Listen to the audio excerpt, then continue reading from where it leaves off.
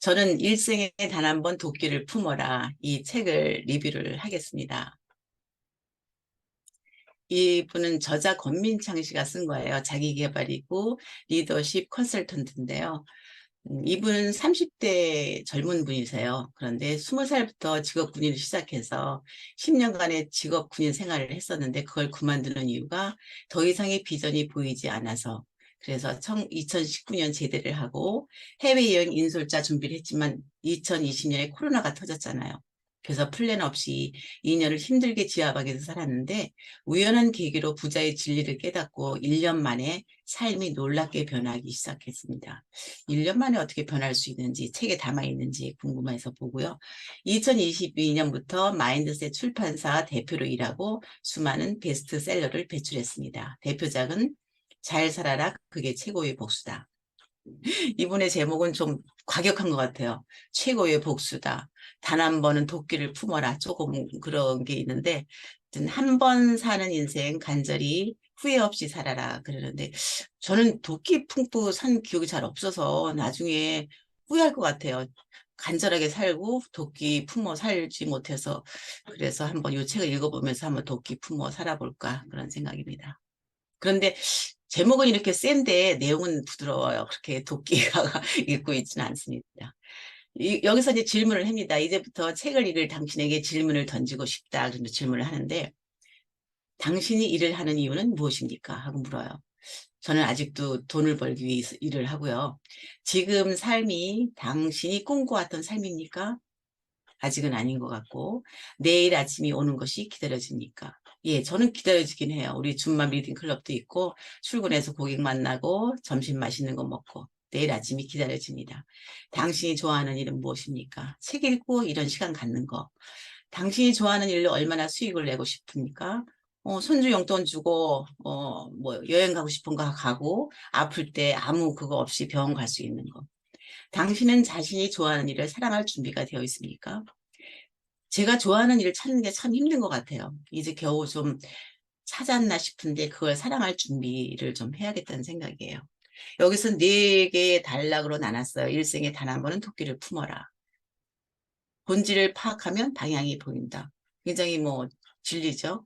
삶이 계속해서 달라지지 않는다는 당신에게. 참 사람 변하기 힘들고 달라지지 않잖아요. 저에게 달라지는 방법을 어떤 식으로 얘기해 줄는지 궁금하고요. 좋아하는 일로 연봉 3억의 사업가가 될 수 있었던 5단계 과정. 이게 저는 좋더라고요. 연봉 3억가의 사업가. 보통 그 책 쓴 사람 보면 어마어마하게 부자시고 그렇잖아요. 근데 연봉 3억이면 아, 요 정도는 나도 도전할 수 있지 않을까 이런 생각이 드는 거죠. 그래서 이분이 이제 초보가 왕초보인 나한테 어떤 그 훈수를 주는 거 이런 식으로 접근하면서 읽어봤습니다. 인생에 단 한 번은 도끼를 품어라. 도끼를 품고 열심히 하고 싶은데, 그러니까 좋아하는 걸 하면서 돈을 벌고 싶고, 그리고 잘하는 것을 하면서 돈을 벌고 싶은데, 좋아한다는 것을 모르는 경우가 참 많잖아요. 그래서 여기 보면 내가 무엇을 좋아하는지 모른다면 어떻게 해야 되는지 얘기를 해줘요. 스스로에게 끊임없이 질문하고 집중적으로 찾아내가지고 그 일에 대해서 분석하라고 합니다. 그렇게 그 작은 날개짓을 지속하다 보면은 좋아하는 것을 찾을 수 있다고 얘기하고요. 좋아하는 것을 하는데도 도전이 계속 실패할 때가 있잖아요. 그런데 이 좋아하는 일에는 3단계가 있는데 관심 가는 일, 즐거운 일, 비전을 위한 일이 있는데 이 관심 가는 일과 즐거운 일은 좀 없어질 수도 있고 바뀌기도 하는데 비전을 위한 길, 자신이 가진 삶의 의미와 가치관과도 밀접하게 연관되어 있기 때문에 하고 싶은 일이 비전을 위한 일인지는 심각하게 고민하라고 합니다.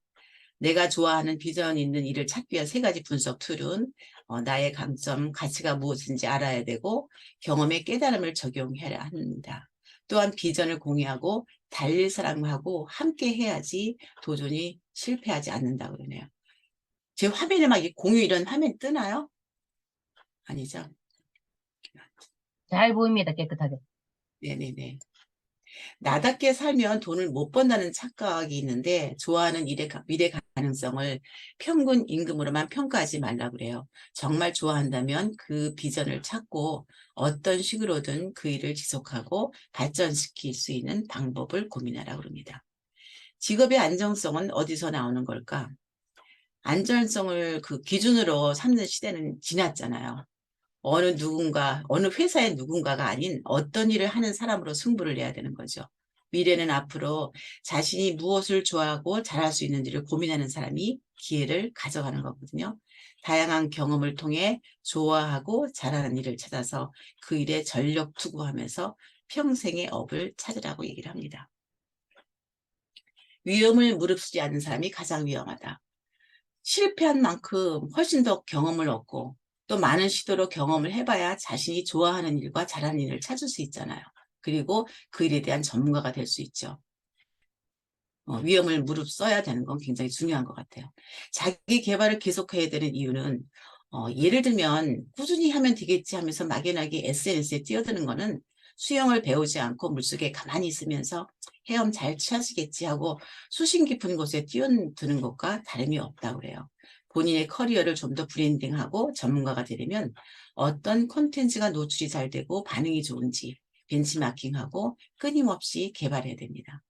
배움을 게을리하는 순간 트렌드에서 도태되기 쉽습니다. 자기 개발은 계속 해야 되죠. 본질을 파악하면 방향이 보인다입니다. 잘하는 일, 좋아하는 일을 하기 위한 세 가지 조건이 있어요. 나의 가치관이 맞아야 되고 열망이 있어야 되고 재능이 있어야 됩니다. 어느 것 하나라도 빠지면 좋아하고 잘하는 일을 지속하기 힘들어요. 내가 아무리 가치관이 맞고 재능이 있어도 열망이 없다면 취미로만 그칠 것이고 내가 열망이 있고 재능이 있어도 가치관이 맞지 않다면 계속 할 수가 없죠. 또 아무리 가치관이 맞고 열망이 있어도 재능이 한정적이면 더 이상 그 문턱을 넘어갈 수 없잖아요. 그러니까 요 세 가지를 잘 해야 되고요. 무엇보다 나 자신을 믿어야 된다고 얘기해요. 내가 가진 역량도 중요하지만 실력은 부족할 수 있잖아요. 그렇지만 타겟층을 확실히 경영해서 마케팅과 세일즈를 하라 그럽니다. 내가 초보면 왕초보 가르치면 되고 중수라면 초보를 겨냥해서 브랜딩하고 가르치면 되는 거죠. 사람의 마음을 움직이는 콘텐츠를 만들어라 그래요. 우리 콘텐츠 자기가 굉장히 어렵고 사실 늘 찾고 있는 건데 이 콘텐츠는 내 정체성을 보여주는 창작물입니다. 내가 원하는 대로 만들기보다는 고객이 원하는 대로 만들어서 그 사람의 눈길과 마음을 끌어야 되는 거죠. 그런데 여기서 공감과 만족보다는 부족함과 아쉬움을 느끼고 그 문제에 해결할 실마리를 품은 콘텐츠가 사람들의 이목을 집중시킨다고 그래요. 콘텐츠를 만들었는데 고객을 모으는 방법이 있어야 되겠죠. 고객을 모으는 가장 좋은 방법은 5개의 질문을 하고 거기에 답을 찾고 중요한 건 행동에 옮기면 됩니다. 내 콘텐츠에 돈을 지불할 고객이 누군지, 어떤 채널을 운영하며 어떤 콘텐츠를 제작할 것인지, 내 콘텐츠를 어떤 그릇에 담고 싶은지, 내 콘텐츠가 필요한 고객은 어디에서 정보를 얻는지, 내 콘텐츠를 통해 고객이 성취하고자 하는 것은 무엇인지, 이 5개에 대한 질문의 답을 찾고 그리고 행동에 옮기라고 얘기합니다. 독창적인 아이디어를 내는 1%들만의 비밀. 콘텐츠를 만들다가 벽에 부딪히죠. 참신한 아이디어를 위한 효과적인 방법은 당연하게 보이는 것에 의문을 품고 질문을 던지라고 해요. 당연한 것들의 질문 던질 때 아이디어가 나오고 그 아이디어가 세상을 변화시키는 거죠. 어떻게 하면 그림을 더 잘 그릴까? 이거는 문제 해결에 주력을 하는 거고 어떤 그림을 그림을 좋을까? 이거는 문제 찾는 데 집중하는 겁니다. 이처럼 정답이 없고 문제를 발견하는 질문이 한결 창의적이라는 평가입니다. 당연한 것을 당연하게 생각하지 않고 항상 왜라는 질문하는 습관을 가져야 된다고 얘기합니다.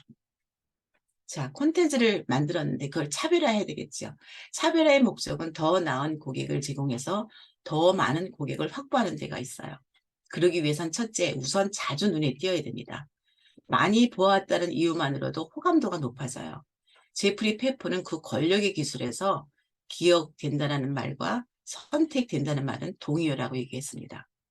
전하고자 하는 메시지에는 스토리와 감성을 입혀야 되는데 감성 마케팅의 중요한 요소는 사실을 전달할 때 스토리텔링을 어떻게 가미할 것이랍니다. 예를 들면 왕이 죽은 후 여왕이 죽었다.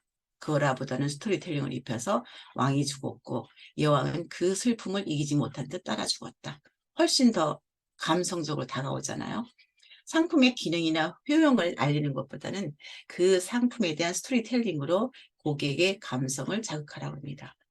자신의 경험처럼 진실성이 들어간 스토리는 다른 사람과 차별화되는 무기라고 할 수 있습니다. 본질을 파악하면 방향이 보인다. 본질을 묻는 이 질문에 한번 대답해 보시죠. 나는 누구이고 왜 존재하고 삶의 의미는 무엇이고 나는 무엇으로 행복을 찾는가? 나는 남들보다 무엇을 더 잘할 수 있을까? 이런 본질적인 질문을 잘 안 하고 있고 저도 잘 안 해본 것 같아요. 그런데 이런 본질에 대한 답을 찾으면 의외로 지금의 고민이 해결되고 자신의 개성과 역량을 알게 되고 스스로 고정관념에 갇혀있다는 사실도 깨닫게 된다고 합니다. 본질을 아는 것은 우리를 성장하게 만들고 자신이 누구인지 스스로 규정하도록 하고 좋아하는 일을 하든 콘텐츠를 만들든 내가 하는 일의 본질을 파악하는 것이 매우 중요합니다. 이 과정이 있어야 고유의 특성과 차별을 할 요소를 파악할 수 있기 때문입니다. 그런데도 계속 달라지지 않는 당신, 제가 달라지지 않잖아요. 동기부여가 잘 되지 않는다면 일을 할 때 어떤 일을 시작할 때 그 일이 성공으로 끝날지 실패로 끝날지는 절박함에 달려있다고 해도 과언이 아닙니다. 절박함을 느끼면서 문제를 다른 각도로 보기 시작하면 위기 속에 혁신이 필요하다는 것을 명확히 알 것이다. 변하지 않으면 잃게 되는 것, 그것을 구체화시키면서 과거를 돌아보는 대신에요. 앞으로 해야 할 일을 찾으면서 미래를 향해 서 있기를 바란다 얘기합니다. 그러면 동기부여가 되는 거죠. 왜 우리는 매일 피곤하고 미혹해지는 걸까? 무기력을 타파하는 가장 좋은 방법은 작은 성취를 맛보는 법을 권합니다. 사소한 일의 성취가 삶의 원동력이 되고 내가 하는 일에 의미를 부여하고요. 그래서 자신에 대한 믿음을 갖고 내가 하는 일이 세상을 바꾸는 가치 있는 일이라는 것을 항상 명심하면서 살아가라고 얘기합니다. 비관주의에 빠진 사람들도 성공을 할 수 있다. 비관주의도 강력한 동기가 될 수 있어요. 불안한 감정을 없애려 하지 말고 다른 감정으로 바꿔 생각하는 습관을 가지라고 해요. 불안감을 흥분으로 치환하라. 강렬한 감정을 억누르기보다 다른 감정으로 전환시키는 것이다. 지금 저 이제 발표하잖아요. 발표 전 떨릴 때 침착하자 이렇게 얘기하지 말고 그 불안한 감정을 신난다로 외쳤을 때 설득력과 자신감이 높아진다는 얘기거든요. 침착해지려고 애쓰기보다는 그 동력을, 그것도 동력이거든요. 그걸 가동시키면 두려운 상황에서도 자신에게 동기부여를 하게 되는 거죠. 자기 긍정이 무조건 답일까요? 확신과 무한 긍정의 차이는 목표 달성을 위한 과정을 대하는 태도에 달려있다고 그래요. 자기 자신을 제대로 알지 못하고 확신이 없으면 긍정적인 결과가 도출할 가능성은 지극히 낮고 금방 포기하게 됩니다. 확신은 우리의 행동에 큰 영향을 주어요. 확신은 삶을 신념으로 채우고 의미와 중요성을 불어넣음으로써 생각을 행동으로 변화시키는 촉매가 되는 겁니다. 삶에서 의미를 찾는 가장 좋은 방법은 삶의 그 일의 의미를 느끼기 위한 세 단계가 있어요. 자신이 하는 일이 정말 중요하다고 인식하는 단계, 일을 자신의 성장을 촉진하는 수단으로 인식하는 단계, 자신의 일이 나에게만 좋은 것이 아니라 세상에 긍정적인 영향을 제공한다는 인식. 그래서 내일에 대한 관점의 변화가 의미를 발견하게 되고 나를 적극적 긍정적인 태도로 일하게 합니다. 삶에서 의미가 중요한 것은 의미를 발견하면 목표를 이루기 위해 계속 나갈 힘이 생기고 스트레스가 주는 악영향에서 스스로를 지켜낼 수 있습니다. 좋아하는 일을 어떻게 시작해야 될까? 이 부분을 많이 할애를 하셨더라고요. 일을 시작하기 전에 고려해야 될 두 가지가 있어요. 일을 한다면 어느 정도 지속 가능한가? 이건 굉장히 필연적인 확인 사항인데 최소 1년간 내가 좋아하는 일에 집중할 수 있을 정도의 자산을 사전에 만들어야 됩니다. 일을 하다가 경제적인 어떤 게 있어서 그만두게 되고 나가게 되면 안 되니까 요거는 진짜 참 중요한 것 같아요. 1년간 내가 좋아하는 일에 집중해도 아무 상관이 없는 그런 준비를 해야 되겠고 어떻게 시작할 것인가. 계획주의가 학습주의가 있습니다. 계획주의는 철저한 계획뒤 일을 시작하고 학습주의는 시행착오를 겪으면서 배우고 발전하는 접근법인데 라이트 형제는 비행기를 띄우는데 4년 걸렸어요. 이 사람의 그 생각은 날다 보면 뜬다 생각으로 시행착오를 겪으면서 배우고 그 결국은 비행기를 띄웠는데 랭글리 박사는 17년이 걸렸어요. 이건 떠서 나는 것이라는 그런 계획하에 일을 하다 보니까 늦은 거죠. 무언가를 아주 여러 번 반복해서 다듬어 개선하는 것이 훨씬 효과적이고 목표에 빨리 갈 수 있다고 합니다. 완벽자의들은 강박관념에 쌓일 수가 있어 번아웃이 빨리 와요. 이것이 성실성이 낮음으로 연결될 수 있거든요. 그리고 하나의 또 팁은 적극적인 피드백을 구하고 그를 통해 배우라 합니다.